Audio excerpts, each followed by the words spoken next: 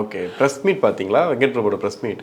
ஆமாம், ஆக்சுவலி அதுதான் இப்போ பெரிய பேசு பொருளாக மாறி இருக்கு. அவர் போட்டு அவ்வளோ கேள்வி கேட்டு சார் அதுதான் சார் நான் என்ன சொல்லணும் சார், பிரஸ்காரங்க அதுதான் 4வது தூணு. நான் நிறைய இடத்துல நான் சொல்லியிருக்கிறேன், எல்லா பிரஸ்காரங்களையும் சொல்லலை. அதில் ஒருத்தர் வந்து கேட்குறாரு, நமது வெற்றி தமிழக வெற்றி கழகம்ங்கிறதுக்கு பதிலாக அவர் கேள்வி தமிழக மக்கள் கழகம்னு ஒரு ஏங்க. அப்போ நீங்கள் வந்து தப்பு பண்ணலாம், தப்பாக பேசலாம், உங்களுக்கு மைக்கில் பதில் சொல்லுவாங்க வந்து தப்பாக பேசக்கூடாது, எதுவுமே சொல்லக்கூடாது அப்படின்லாம் நீங்கள் ஏன் நினைக்கிறீங்க? முதல்ல நீங்கள் எல்லாத்தையும் கற்றுக்கிட்டு வாங்க, முதல்ல தெரிஞ்சுக்கிட்டு வாங்க. தமிழக மக்கள் கழகம்னு சொல்லிட்டு கட்சி பேரையே சொல்லிட்டு ஒருத்தர் ஒரு மீடியாக்காரர் அப்படியாங்க கேட்கணும்?